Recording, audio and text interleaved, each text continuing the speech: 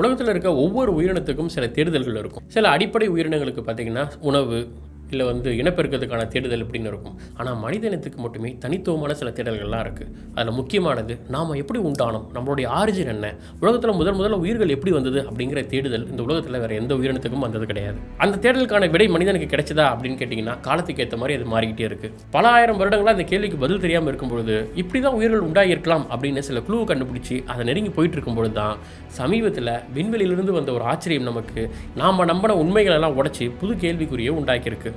பூமியில் முதல் உயிர்கள் எப்படி உண்டாகியிருக்கும்? குழப்பங்களும் கேள்விகளும் புது கண்டுபிடிப்புகளும்.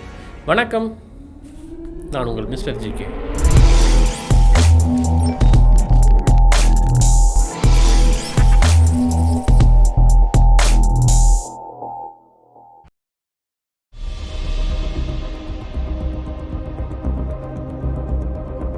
பல நூறு வருடங்களாக மனிதர்களுடைய நம்பிக்கை என்னவாக இருந்ததுன்னா, எதுவுமே இல்லாத ஒரு இடத்துல இருந்து ஒரு உயிர்கள் உண்டாகும். உதாரணத்துக்கு ஒரு காய்கறியோ இல்லை ஒரு சாப்பாடோ இல்லை ஒரு இறைச்சியோ நம்ம ஓப்பனாக அப்படியே வச்சுருந்தோம்னா திடீர்னு புழு பூச்சி நுண்ணுயிர்கள்லாம் உண்டாகும் இல்லையா? அது மாதிரி தானாகவே உயிர்கள் எதுலுமே இல்லாமல் தானாகவே உண்டாகும் அப்படின்னு நினச்சிட்டு இருந்தாங்க. இதை ஸ்பான்டேனியஸ் ஜென்ரேஷன் அப்படின்னு சொல்லுவாங்க. பிறகு 1600களில் தான் இந்த விஷயங்கள்லாம் டிஸ்ப்ரூவ் ஆச்சு. அதாவது சில உணவுப் பொருட்கள் சில கண்டிஷன்ஸில் வைக்கும்போது அங்கே நுண்ணுயிர்கள் உண்டாகிறது இல்லை. மூடி வைக்கிற ஒரு பொருள் மூடாமல் இருக்கிற பொருளில் எவ்வளோ நுண்ணுயிர்கள் உண்டாகுது, ஒரு தண்ணி கொதிக்க வைக்கும் போது அதில் எவ்வளோ நுண்ணுயிர் இருக்குது, கொதிக்க வைக்கலன்னா எவ்வளோ நுண்ணுயிர் இருக்குது அப்படின்னு சொல்லிட்டு நிறைய சின்ன சின்ன எக்ஸ்பெரிமெண்ட்ஸ்லாம் செஞ்சு பார்த்து தான் அது டிஸ்ப்ரூவ் ஆச்சு. பிறகு 1800களில் லூயி பாஸ்டர் மாதிரியான ஆட்கள் வந்த காலத்தில் தான் ஒரு புது லா உண்டாச்சு. Life comes from the life. ஒரு உயிரினம் இன்னொரு உயிரிலிருந்து தான் வர முடியும் அப்படிங்கிற ஒரு லா உண்டானது. பிறகு 1859ல் சார்லஸ் டார்வினுடைய எவல்யூஷன் பற்றி தேரிஸ்லாம் வருது. எவல்யூஷனில் முதல் உயிர் எப்படி உண்டானது அப்படிங்கிறத பற்றி அவர் விவாதிக்கல. ஒரு உயிர் இன்னொரு உயிரில் எப்படி பரிணாமம் அடையுது அப்படிங்கிறத பற்றி தான் பேசியிருப்பார். ஆனால் அவர் நண்பருக்கு அனுப்பின ஒரு கடிதத்தில் இந்த முதல் உயிரோடைய தோற்றம் எப்படி இருக்கும் அப்படிங்கிறதுக்கான சில விவாதங்கள் இருக்கு. அதில் ஒரு லிட்டில் பாண்ட், ஒரு சின்ன குளம் அப்படிங்கிறத பற்றி ஒரு குறிப்பிட்டிருப்பாரு. அதாவது ஒரு குளத்தில் அமினோ ஆசிட்கான கண்டென்ட் இருக்கு, பாஸ்பரிக் சால்ட், பாஸ்பரிக் உப்பு இருக்கு, அதில் லைட் இருக்கு, வெப்பம் இருக்கு, இடி மின்னல் தாக்கும் போது எலக்ட்ரிசிட்டி உண்டாகுது. இப்படி ஒரு உயிரினத்துடைய ஆரம்பமான புரோட்டீன், புரதம் காம்பனன்ட் உண்டாகிறதுக்கான எல்லா தேவையும் ஒரு குளத்தில் இருக்கு அப்படின்னும் பொழுது ஏன் கடல்களில் முதல் உயிர் உண்டாகி இருக்கக்கூடாது அப்படின்னு சார்லஸ் டார்வின் திங்க் பண்ண ஆரம்பிச்சார். பிறகு 1924ல் ரஷ்யாவை சேர்ந்த ஒரு பயோகெமிஸ்ட் அலெக்சாண்டர் ஒபாரின் அப்படிங்கிறவர் தி ஆரிஜின் ஆஃப் லைஃப் அப்படிங்கிற புத்தகத்தை எழுதினார். அதில் அவர் சொல்கிறது என்னன்னா, பூமியுடைய தோற்றத்தப்ப ஆரம்ப காலத்தில் இருக்கக்கூடிய கடலில் ரொம்ப காம்ப்ளெக்ஸான மாலிகுல்ஸ், மூலக்கூறுகள்லாம் இருந்ததால் நேச்சுரலாகவே நிறைய கெமிக்கல் ரியாக்ஷன் நடந்து உயிருள்ள செல் உருவாகிறதுக்கான சூழ்நிலை அதிகமாக இருந்ததாக சொல்கிறாரு. அதாவது கெமிக்கல் ரியாக்ஷன் மூலமாக திடீர்னு ஒரு உயிருள்ள செல் வந்துடும் அப்படின்னு சொல்லலை. ஒரு சிம்பிள் மாலிக்யூல், அந்த மாலிகுல் இருந்து ஒரு லைஃப் உண்டாகிறதுக்கான மாலிகுல், அப்புறம் அது ஒரு மேக்ரோ மாலிகுல், பிறகு அது ஒரு பாலிமர் காம்ப்ளெக்ஸ் செல், அப்புறம் ஒரு மெட்டாபாலிக்கல் நெட்வொர்க், அப்புறமா ஒரு லிவிங் செல்ன்ட்டு படிப்படியாக எப்படி மாறி இருக்குங்கிறத விளக்குறாரு.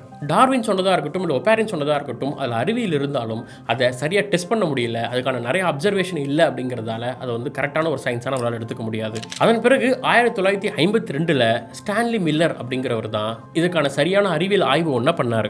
இதை மில்லர் யூரே எக்ஸ்பெரிமெண்ட் அப்படின்னு சொல்லுவாங்க. அதாவது பூமி உண்டான ஆரம்ப நிலை இருக்கு இல்லையா, அதை அப்படியே ஒரு லேப்ல சிமுலேட் பண்ணுறது. டெஸ்ட் டியூப்ல கடல் மாதிரி கீழே வாட்டர் வச்சுக்கிறது, வானத்தில் அட்மாஸ்பியர்ல இருந்த வாயுக்களான மீத்தேன், ஹைட்ரஜன், அமோனியா இதையும் செயற்கையாக உண்டாக்குனார். டியூப்ல கண்டென்சரை பொருத்தி அந்த வெப்பத்தை மறுபடியும் குளுமையாக்கி ஒரு டிராப்ஸ் மாதிரி, மழை மாதிரி அந்த கடலில் கலக்கிற மாதிரி திரும்ப சிமுலேட் பண்ணார். பிறகு சூரிய ஒளி, அப்புறம் கொஞ்சம் ஹீட், அப்புறம் ஸ்பார்க், அதாவது இடி மின்னல் மாதிரியான செயற்கையாக இடி மின்னல் அது மேலே விழுந்தா கடலில் என்ன ஆகும் அப்படின்னு இது எல்லாத்தையுமே சிமுலேட் பண்ணார். இவருடைய கோல் என்னன்னா, முதல் உயிர் எப்படி உண்டாச்சு அப்படின்னு கண்டுபிடிக்கிறது கிடையாது. இந்த டெஸ்ட் மூலமாக முதல் உயிருக்கு தேவையான சில அட்லீஸ்ட் ஒரு கெமிக்கல் காம்போனன்ட்ஸ், சில ஒரு ப்ரோட்டீன்ஸ், அந்த மாதிரியான மாலிகுல்ஸ் ஏதாவது உண்டாகுதா அப்படிங்கிறத டெஸ்ட் பண்ணலான்னு தான். ஒரு வாரத்துக்கு அப்புறம் அது நடந்தது. அதாவது டார்க் பிங்கா, ஒரு மாதிரி ப்ரௌனிஷ் பிளாக்காக அந்த திரவம் மாறுச்சு. நிறைய புது புது மாலிகுல் உண்டானுச்சு. அதில் முக்கியமானது ஒன்று அமினோ ஆசிட். நம்ம உடல் அப்படிங்கிறதே முழுக்க முழுக்க புரதங்களால், புரோட்டீன்களால் ஆனது. இந்த புரோட்டீனோடைய உருவாக்கத்துக்கு ஆரம்பமாக இருக்கக்கூடிய இந்த அமினோ ஆசிட் உண்டானது அப்படிங்கிறது அறிவியலில் ஒரு பெரிய பிரேக் த்ரூவா, முக்கியமான கண்டுபிடிப்பாக இதுக்கு பார்க்கப்பட்டது. இதுக்கு முன்னாடி டார்வின் ஒபேரன் இந்த மாதிரி கான்செப்டை சொல்லியிருந்தாலும் அது டெஸ்டபிளாக இல்லை. இவர் சொன்னதை யாருன்னா திரும்ப ரீப்ரொடியூஸ் பண்ணால் அதை நம்மளால் டெஸ்டபிளாக, இது சயின்ஸ் அப்படின்னு அங்கீகரிக்கப்பட்ட ஒன்று. இது ஒரு பெரிய சக்ஸஸாக இருந்தாலும் பட் இது பர்ஃபெக்டான டெஸ்ட் அப்படின்னு சொல்ல முடியாது.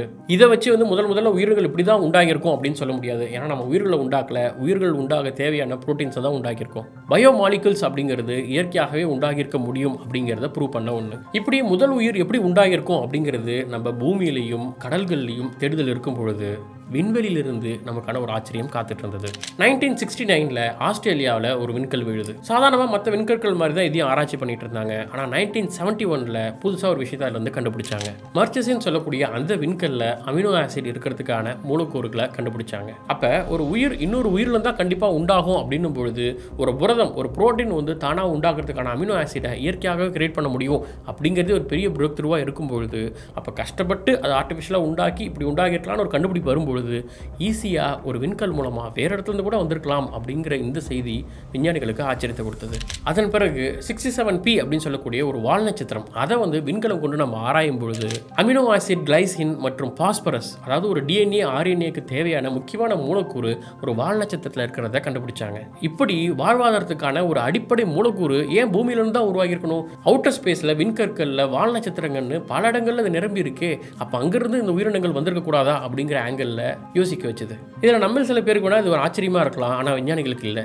ஏன்னா நம்ம ஏற்கனவே வந்து உலகில் எப்படி முதல்ல பூமியில் நீர் வந்தது அப்படின்னு ஒரு வீடியோ போட்டிருப்போம். அதாவது H2O இது ரெண்டுடைய ஃபார்மேஷனில் பூமியில் முதல்ல நீர் அப்படிங்கிறது இயற்கையாக உருவாகிறதுக்கான வாய்ப்பு ரொம்ப ரொம்ப ரொம்ப கம்மி. ஒரு காலத்தில் நெருப்பு பிழம்பாக இருந்த பூமி மெல்ல மெல்ல மெல்ல ஆறி மேலே அந்த கிரஸ்ட் ஃபார்ம் ஆகி இப்படி ஆரம்ப காலத்தில் இருக்கும் பொழுது நீர் அப்படிங்கிறது உருவாகிறதுக்கான வாய்ப்பு ரொம்ப கம்மியாக இருக்கும் பொழுது சுமார் 450 கோடி வருடங்களுக்கு முன்பு இந்த பூமியோட உருவாக்கத்தப்ப இந்த பூமி எப்படி உண்டானது அப்படிங்கிறதெல்லாம் நம்ம பார்த்துருப்போம். இந்த சோலார் சிஸ்டம் அது எப்படி வந்து எல்லாமே சேர்ந்து ஒரு ஈர்ப்பு விசையில் இழுக்கும் போது பக்கத்தில் இருக்க எல்லா பொருட்களையும் இழுக்கும். அப்படி அந்த டைமில் நிறைய வால் நட்சத்திரங்கள் உள்ள இழுக்கப்பட்டு நம்ம பூமி மேலே தொடர் மோதல்களில் பல லட்சம் வருடங்களாக இந்த வால் நட்சத்திரங்கள் மோதி அப்போ நீர் உண்டாகியிருக்கலாம். வால் நட்சத்திரங்கள்ன்றதே நிறைய ஐஸால் ஆனது. அதில் இருக்கிற ஐஸ் கட்டிகள் பூமி மேலே மோதி உருகி அங்கே நீர் உண்டாகியிருக்கலாம். தொடர்ந்து பல மில்லியன் வருடங்கள் இப்படி தொடர் மோதல்களில் இங்கே பூமியில் அந்த மோதல்கள் வேதிவினை ஏற்பட்டு இந்த இடத்துல மாற்றத்தை உண்டாக்கி ஒரு பெரிய கடல் உண்டாகிறதுக்கான காரணமாக இருந்திருக்கலாம் அப்படின்னு ஆய்வாளர்கள் சொல்கிறாங்க. அப்போ பூமியில் உயிர்களுக்கு தேவையான நீரும் வேறு இடத்துலேருந்து தான் வந்தது. அப்போ உயிர்களும் வேறு இடத்துலேருந்து வந்திருக்குமா அப்படின்னு தோணலாம். பூமியில் உள்ள எல்லா அடிப்படை உயிரினங்களுடைய டிஎன்ஏ இருக்கு இல்லையா, அதாவது மனிதனுடைய ஒவ்வொரு செல்லுலையும் நியூக்ளியஸ் இருக்கும். மனிதனோட உடம்புல ட்ரில்லியன் கணக்கான செல்ஸ் இருக்குது. அதில் ஒவ்வொரு செல்லையும் இருக்கக்கூடிய குரோமோசோம்களில் 23 பேர் ஆஃப் குரோமோசோம்ஸ் இருக்குது. அதுக்குள்ளே டிஎன்ஏன்னு சொல்லக்கூடிய நூற்கண்டு மாதிரியான அமைப்பு, அந்த டிஎன்ஏக்குள்ள சுருள் வடிவில் ஏணி மாதிரியான ஜீன் அமைப்பு இருக்குது அப்படிங்கிறத பற்றி நம்ம நிறைய இடத்துல பார்த்துருக்கோம். இந்த டிஎன்ஏ தகவல்களில் சில மூலக்கூறுகள் இருந்தாலும் மிக முக்கியமானது AGCT அப்படின்னு சொல்லக்கூடிய அடினைன், குவானின், சைட்டோசின், தைமின் அப்படின்னு சொல்லக்கூடிய இந்த 4 மூலக்கூறுகள் தான். இதை AGCT அப்படின்னு சொல்லுவாங்க. இதில் ஏங்கிற மூலக்கூறு T கூட தான் சேரும், Cங்கிறது G கூட தான் சேரும். இப்படி மாறி மாறி இதோடைய காம்பினேஷனில் ஒரு ஜீனோமில் 25,000 ஜீன்கள் இருக்கும். டிஎன்ஏ உடைய இந்த AGCT அப்படிங்கிற அந்த 4 எழுத்தை வச்சு ஒரு திரைப்படம் கட்டாக்கா, இந்த வார்த்தையில் பார்த்தீங்கன்னா வெறும் இந்த AGCTங்கிற 4 எழுத்து வச்சு உண்டாக்கியிருப்பாங்க. இந்த கட்டாக்கா அப்படிங்கிற படம் மரபியல் சார்ந்து பல வருடங்களுக்கு முன்பு வந்த படம் தான். பட் ஃபியூச்சரில் இந்த உலகம் மரபியல் சார்ந்து எப்படி இயங்கும் அப்படிங்கிறத சொல்லக்கூடிய அழகான ஒரு சூப்பரான ஒரு சயின்ஸ் ஃபிக்ஷன் படம், கண்டிப்பாக பார்க்க வேண்டிய படம்.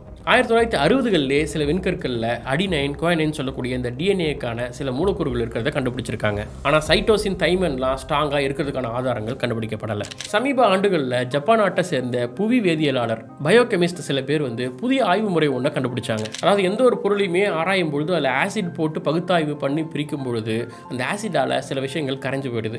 அப்போ சில சாதாரண குளிர் திரவங்களை போட்டு ஆராய்ச்சி பண்ணுற ஒரு புது டெக்னிக்கை கண்டுபிடிச்சிருந்தாங்க. இந்த புதுமையான முறை வந்து பழைய டெக்னிக்கை விட நிறைய புது ரிசல்ட்ஸை கொடுக்கக்கூடியதாக இருந்தது. இந்த டெக்னிக்கை பயன்படுத்தி 3 ஆண்டுகளுக்கு முன்னாடி ஒரு விண்கல்ல ஆராய்ச்சி செய்யும் பொழுது ஒரு உயிருக்கு தேவையான சர்க்கரையான ரைபோஸை 3 விண்கல்ல கண்டுபிடிச்சாங்க. அப்புறம் சில புது ஆய்வில் அந்த ஜப்பான் விஞ்ஞானிகள் நாசாவுடைய வானவியல் வல்லுநர்களுடன் சேர்ந்து அந்த 3 விண்கற்கள்லையும் ஒரு கூடுதல் பகுப்பாய்வு செஞ்சாங்க. நான் ஏற்கனவே சொன்ன மாதிரி வழக்கமான முறையை தாண்டி இந்த புதிய முறையில் ஆசிட்டுக்கு பதிலாக குளிர்ந்த நீரை பயன்படுத்துகிறாங்க. இது வந்து ஒரு லேசான பிரித்தெடுத்தல் நுட்பம்ங்கிறாங்க. அதாவது எந்த ஒரு சேதமும் இல்லாமல் எந்த ஒரு கெமிக்கல் ரியாக்ஷனும் இல்லாமல் இருக்கிறபடியே பிரித்தெடுக்கிற ஒரு முறை. இதுக்கான முடிவில் ஆச்சரியமான விடைகள் கிடைச்சது. இதை உறுதிப்படுத்துறதுக்காக இந்த நுட்பத்தை பயன்படுத்தி ஆஸ்திரேலியா, கென்டக்கி மற்றும் பிரிட்டிஷ் கொலம்பியான்னு பல வருடங்களுக்கு முன்னாடி விழுந்த விண்கல் மாதிரிகளில் 4 எடுத்துக்கிட்டு அதில் இருக்கக்கூடிய மூலக்கூறுகள்லாம் மறுபடியும் டீப்பாக ஆராய்ச்சி பண்ணாங்க. அந்த 4 சாம்பிள்லையுமே adenine, guanine, cytosine, uracil, thymine இந்த அடிப்படைகளோட தொடர்பு கொண்ட பல சேர்மங்கள் மற்றும் ஒரு அமினோ அமிலங்கள்னு நிறைய கண்டுபிடிச்சாங்க. அது மட்டும் இல்லை, இது உறுதிப்படுத்துறதுக்காக ஆஸ்திரேலியாவில் இந்த விண்கல் கிடைச்ச அந்த இடத்துக்கு பக்கத்திலேயே மண்ணில் இந்த ரசாயன மிகுதிகளை அளந்து பார்த்தாங்க. இந்த மூலக்கூறுகள் பக்கத்தில் இருக்க மண்ணெல்லாம் விட இந்த விண்கற்களில் அதிகமாக இருக்கிறத கணக்கிட்டாங்க. இப்படி ஒரு புது பகுப்பாய்வு மூலமாக இவ்வளோ வருஷமாக ஆசிட்டை பயன்படுத்தினதால சில மூலக்கூறுகளை மிஸ் பண்ணதால இப்போ புது டெக்னிக் நீர் மூலமாக பயன்படுத்துறதால எந்த ஒரு சேதமும் இல்லாமல் விண்கற்களில் டிஎன்ஏக்கான மூலக்கூறுகள், அமினோ ஆசிட்கள்னு நிறைய விஷயங்கள் இருக்கிறத கண்டுபிடிச்சிருக்காங்க.